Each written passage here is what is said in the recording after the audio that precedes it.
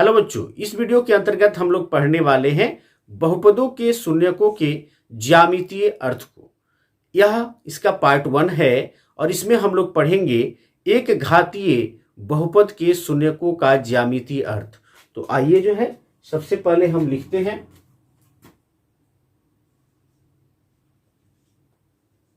बहुपद के शून्यकों का ज्यामितीय अर्थ। इंग्लिश इसका होगा geometrical meaning. Geometrical meaning of zeros of a polynomial। ठीक है, तो यह जो है पार्ट 1 है, पार्ट 1। और इसके अंतर्गत हम लोग किसको पढ़ने वाले हैं? तो रैखिक या एक घातीय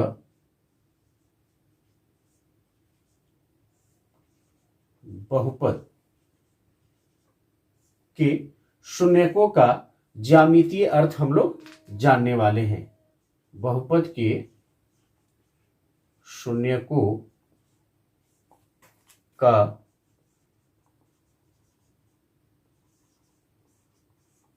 ज्यामितीय अर्थ क्या है? ज्योमेट्रिकल मीनिंग, इसको जानने वाले हैं। तो सबसे पहले जो है इसके अंतर्गत हम लोग ग्राफीय निरूपण करेंगे और ग्राफीय निरूपण के बाद से जो है हम इसके शून्यकों के ज्यामितीय अर्थ को लेकर बात करेंगे। ठीक है, तो इसके लिए कुछ चीज जान लेना हम लोग को जरूरी है। एक घातीय बहुपद का व्यापक रूप क्या होता है? होता है ax प्लस b। आपने पढ़ा होगा क्लास 9th में, जहां या यदि आपने जो है बहुपद के परिचय नाम का वीडियो देखा होगा तो उसमें आपने पढ़ा होगा जहां a b एलिमेंट होते हैं रियल नंबर के एवं a is not equal to 0 होता है। a 0 के बराबर नहीं होता। यदि a 0 के बराबर हो जाएगा तो यह जो है एक घातीय बहुपद रह ही नहीं जाएगा, यह x वाला टर्म ही खत्म हो जाएगा, जिससे सिर्फ अचर, यहाँ पे जो अचर पद है ये b, यह रह पाएगा, जिससे अचर बहुपद बन जाएगा। ठीक है, याद रखना है आपको। अब ये इसका व्यापक रूप होता है। एक एग्जाम्पल लेते हैं और एग्जाम्पल लेके इसका ग्राफीय निरूपण करते हैं। एग्जाम्पल लेते हैं। आप जानते हैं कि बहुपद को px से दिखाते हैं। px बराबर 2x प्लस 3। उदाहरण के तौर पे लेते हैं। ये जो px होता है एक्चुअली है क्या? देखिए, जब हम लोग एक्सिस ड्रॉ करते हैं, यहां मैं बगल में कर देता हूं,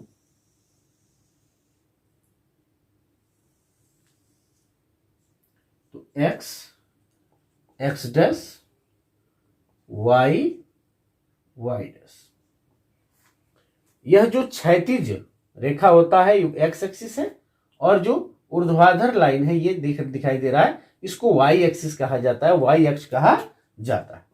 तो यहां x का जो मान है ना, ये x, यह इस पे आएगा, x एक्सिस वाले पे आएगा।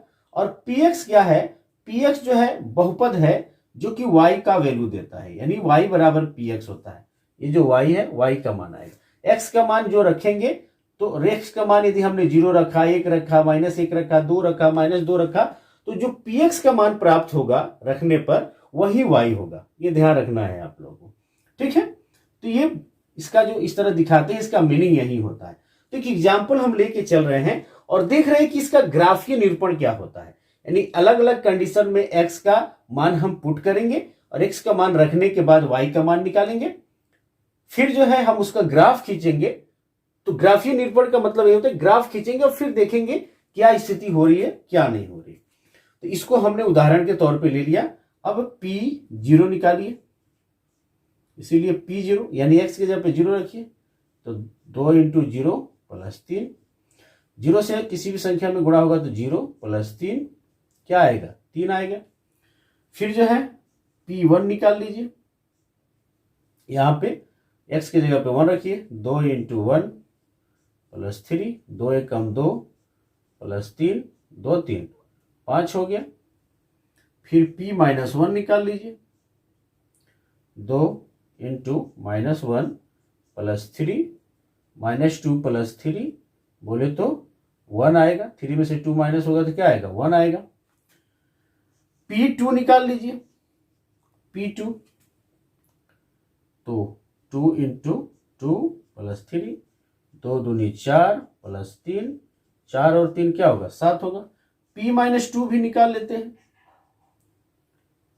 2 इंटू -2 प्लस 3, 2 दूनी 4, यहाँ प्लस है 2 के पहले, यहाँ माइनस है तो -4 होगा प्लस 3, इसको सॉल्व करेंगे तो -1 आएगा। क्योंकि 4 माइनस में और 3 प्लस में है तो यहाँ पे 4 में से 3 को माइनस कर देंगे और जो आएगा वहां पे माइनस लगा देंगे तो -1 आएगा। इस तरह से आप 3, 4 अलग अलग मान को रख सकते हैं। मैंने ये 3-4 मान यहाँ पे जो है रखा है, 4-5 रखा है और इसके मदद से हम यहाँ ग्राफ खींचने वाले हैं। यहाँ मैं डायग्राम बना देता हूं। आई होप कि आप देख पा रहे होंगे।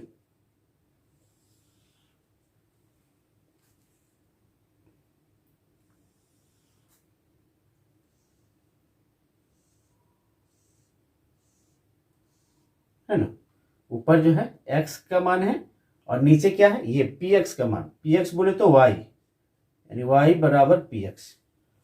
ठीक है, तो चर के बारे में आपको याद होगा, मैंने इसका जो परिचय नाम का वीडियो बनाया उसमें बताया मैंने चर 2 प्रकार का होता है। तो आप यहाँ कमेंट जरूर करें कि कौन सा चर का प्रकार है, यानी यहाँ x कौन सा चर है और y कौन सा चर है, कमेंट जरूर करेंगे।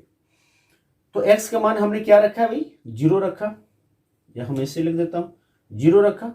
तो फिर y का मान क्या आया? 3 आया। x का मान मैंने 1 रखा तो y का मान क्या आया? 5 आया। x का मान -1 रखे तो y का मान क्या आया? -1 रखे तो 1 आया है। x का मान 2 रखे तो y का मान क्या आया? 7 आया है। x का मान -2 रखा हमने, यहाँ देख रहे हैं ना, तो y का मान आया है -1। तो इस तरह से मैंने कुछ मान यहाँ प्राप्त कर लिया है।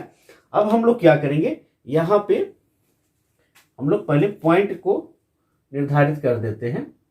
वैसे एग्जैक्ट मेजरमेंट में तो यहाँ हम नहीं कर पाएंगे, फिर भी मैं बताना चाह रहा हूं कि क्या आएगा इसका ग्राफीय निरूपण। 1 2 3 4 6 7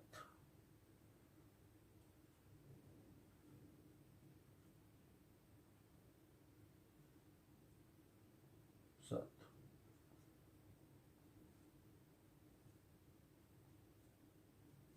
5 -6 -7, फिर जो है यहाँ 1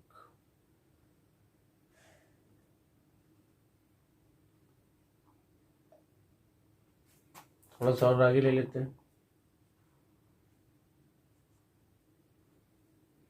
1 2 फिर इधर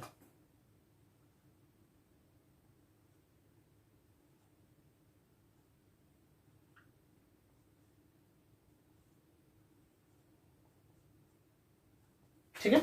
इस तरह से मैंने नियामक को दिखा दिया। अब देखिए x का मान 0 है और y का मान क्या है? 3 है। x का मान 0, यहाँ पे ये 0 होता है, x और y दोनों यहाँ क्या होता है? 0 होता है। तो x का मान 0 और y का मान कितना? 3 है। तो y एक्सिस पे होगा, ये y एक्सिस है, यहाँ पे होगा, यहाँ पे लिख सकते हैं।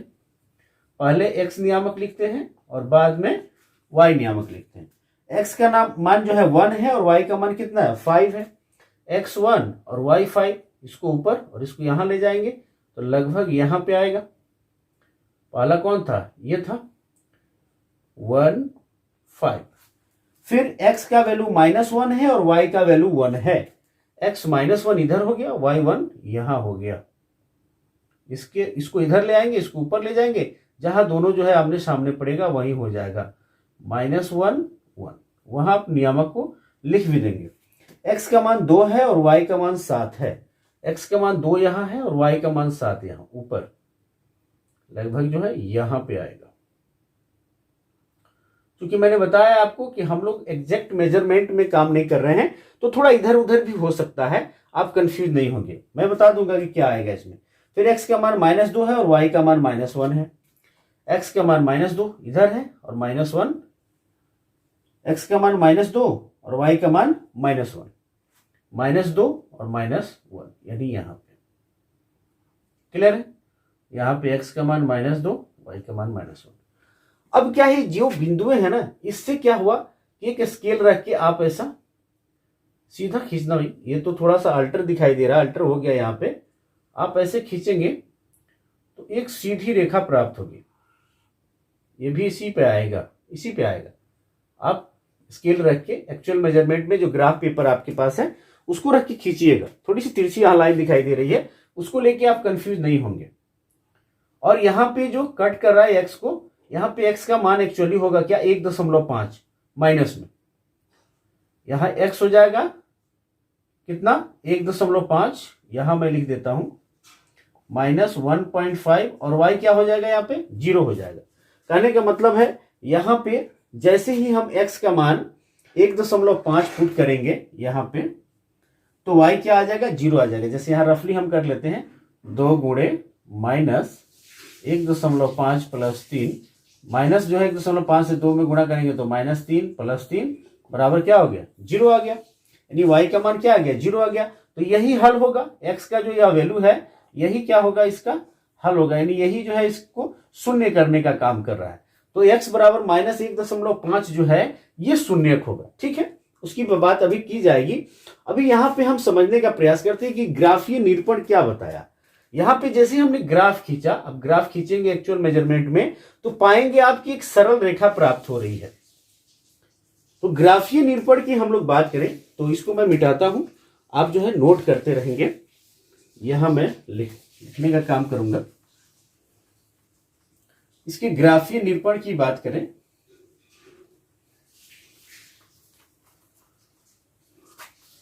तो लिखेंगे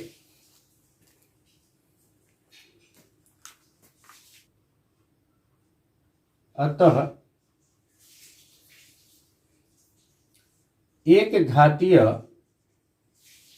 बहुपद का ग्राफ एक सरल रेखा प्राप्त होती है। इसलिए इसे, किसको, एक घातीय बहुपद को, इसलिए इसे रैखिक, याद है ना, इसलिए इसे रैखिक बहुपद भी कहते हैं। तो ग्राफीय निरूपण में बात करें, जब भी आप इधर से ये एक सरल रेखा प्राप्त हुई है, कभी कभी केस ऐसा भी बनेगा कि इधर से ऐसे प्राप्त हो जाएगी, जैसे मैं रफली यहां काम कर रहा हूं, ऐसे भी हो सकती है, ऐसी रेखा भी हो सकती है। कुछ ऐसे केसेस आएंगे जिसमें जो है ऐसे y एक्सिस के पैरेलल वाली भी आ जाएगी, ऐसी भी स्थिति आएगी। जब भी स्थिति होगा एक सरल रेखा, ऐसे भी हो सकता है कि इधर हो जाए, इधर, है ना, यानी x को एक जगह पे कट करें। अच्छा, अचर बहुपद का यदि ग्राफ हम लोग खींचे, अचर बहुपद जहां पे शून्य कुछ होगा ही नहीं, यहां तो जहां कट करेगा x को वही शून्य होगा। यहां कट कर रहा है, यहां कट कर रहा है, यह जो है ये जो ब्लैक वाले से खींचा मैंने, यहां कट कर रहा है, ये ब्लू वाला जो है यहां कट किया, तो जहां पे एक्स एक्सिस को उसने प्रतिच्छेद किया वही उसका शून्यक होगा। लेकिन ऐसी स्थिति क्रिएट हो, अचर बहुपद हो, तो ध्यान रखना है आपको, अचर बहुपद हो और वहां पे यदि वो पॉजिटिव में हो, मान लीजिए कि 4 हो, तो ये 4 से जाएगा सीधा ऐसे, y बराबर 4 हो, यानी px बराबर क्या हो, 4 हो, या निगेटिव में हो तो नीचे से जाएगा, यानी एक्स एक्सिस के सीधे पैरेलल जाएगा, ऊपर और नीचे, आगे और पीछे कहीं भी बढ़ाने पर जो है एक्स को कट करने वाला नहीं है। तो यहाँ पे कोई शून्यक नहीं है, यहाँ पे शून्यकों की जो संख्या होती है वो क्या होती है, 0 होती है। ये अचर बहुपद के लिए है। किसके लिए है, अचर बहुपद का जो ग्राफ होगा ये एक्स एक्सिस के पैरेलल आएगा, ये ध्यान रखना। तो ये हम बात कर रहे थे, ग्राफीय निरूपण इस प्रकार का होगा। और इसका जो है हम लोग बात करें कि इसके शून्यकों का ज्यामितीय अर्थ, चूंकि हमने लिखा है कि शून्यकों का ज्यामितीय अर्थ क्या है, तो इसको लिखते हैं एक घातीय बहुपद के शून्यकों का ज्यामितीय अर्थ। ज्यामितीय अर्थ क्या है, तो क्या आया जी, भाई एक ही तो इसका शून्यक आ रहा है, एक सरल रेखा जो खींच रहे हैं हम प्राप्त हो रही है, तो एक ही जगह पे तो एक्स को क्या कर रहा है, प्रतिच्छेद कर रहा है एक्स पे, चाहे ऐसे लाइन हो चाहे ऐसे सीधा वाई के पैरेलल है, किसी एक जगह पे ही तो क्या करेगा, एक्स को प्रतिच्छेद करेगा। तो लिखेंगे रैखिक बहुपद का केवल एक शून्यक है जो उस बिंदु का